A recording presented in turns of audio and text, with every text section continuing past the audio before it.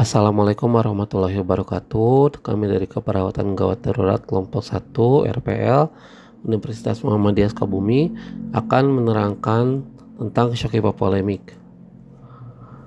Menurut Kartikawati 2015, shock hipovolemik terjadi karena tubuh kehilangan cairan dalam jumlah yang besar. Hal ini disebabkan oleh kehilangan darah, plasma, atau cairan tubuh yang lain.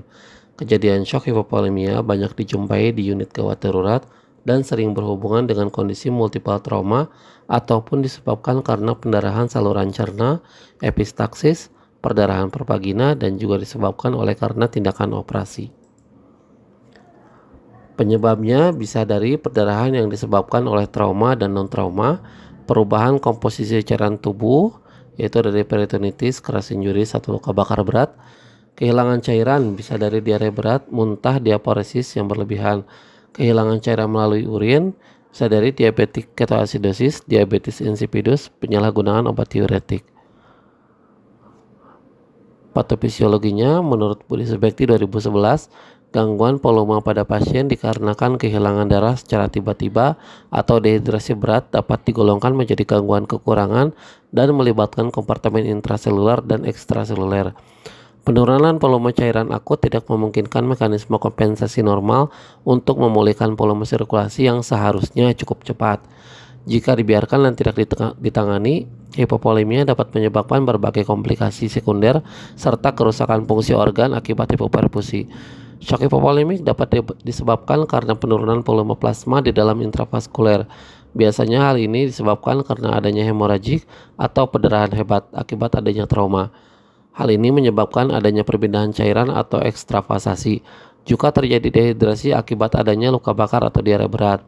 Pada shock hipovolemik yang terjadi karena pendarahan akibat diakibatkan karena adanya trauma pada organ-organ tubuh atau adanya fraktur yang disertai dengan luka.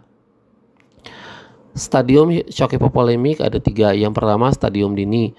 Fase ini tanda dan gejalanya yaitu penurunan MAP 5-10 mmHg, penurunan cardiac output atau CO kurang lebih sebesar 15%, penurunan perfusi jaringan, peningkatan heart rate di atas normal, metabolisme aerob turun, sedangkan metabolisme anaerob meningkat, peningkatan simulasi simpatis, dan peningkatan produksi asam laktat.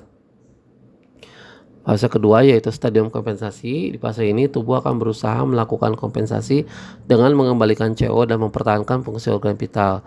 Karakteristiknya yaitu penurunan MAP sebesar 10-15 mmHg, penurunan CO sebesar 15-30%, darah dialihkan menjauh dari organ-organ seperti kulit, paru-paru, ginjal, dan saluran cerna, perfusi menurun ke ginjal turun, metabolisme menjadi anaerob, peningkatan asam laktat yang menyebabkan asedosis metabolisme, serta meningkatnya pH darah menyebabkan terjadi alkalosis respiratorik. Untuk stadium ketiga yaitu stadium progresif, pada fase ini mekanisme kompensasi tubuh sudah tidak mampu mempertahankan perfusi jaringan yang adekuat. Kondisi klinisnya yaitu hipoperfusi organ vital tubuh, penurunan MAP di atas 20 mmHg, penurunan CO sebesar 30-40%, peningkatan heart rate di atas 150 kali per menit, peningkatan kerja jantung yang menyebabkan terjadi iskemi, dan penurunan aliran oksigen ke organ ginjal, saluran pencernaan, dan kulit. Manifestasi klinisnya yaitu penurunan tekanan vena, peningkatan resistensi perifer, dan takikardi. Lalu ada kulit dingin dan lembab, pucat, haus, dan diaporesis. Perubahan sensori, oliguri, asedosis metabolik, dan takipne, serta kriteria yang sangat penting adalah tingkat tekanan darah arteri. Pemeriksaan penunjang untuk shock hipovolemik yaitu nilai hematokrite yang dapat menurun pada pendarahan atau meninggi pada shock yang lain yang disebabkan hipovolemik. Kultur darah, urin, dan sputum dapat mengidentifikasi koagulopati akibat TIC. Pemeriksaan laboratorium dapat mengungkapkan kenaikan jumlah sel darah putih dan laju darah yang disebabkan oleh cedera dan inflamasi, kenaikan kadar ureum kreatinin akibat penurunan perfusi renal, dan peningkatan serum laktat sekunder karena metabolisme anaerob. Analisis gas darah arteri dapat mengungkapkan adanya alkalosis respiratorik pada shock stadium dini. Berat jenis urin dapat tinggi karena efek hormon antidiuretik, serta foto ronggen torak dapat normal pada stadium dini dan nampak adanya kongesti paru pada stadium selanjutnya. Untuk tata laksana terapi, yang pertama, pertahankan jalan napas ABC atau airway, breathing, dan circulation, cegah hipotermi pada pasien dan memberikan kehangatan, bisa dengan selimut hangat atau yang lain.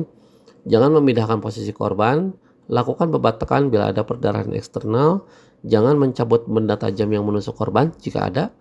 Posisikan Trendelenburg atau kaki meninggi dari 15-30 derajat.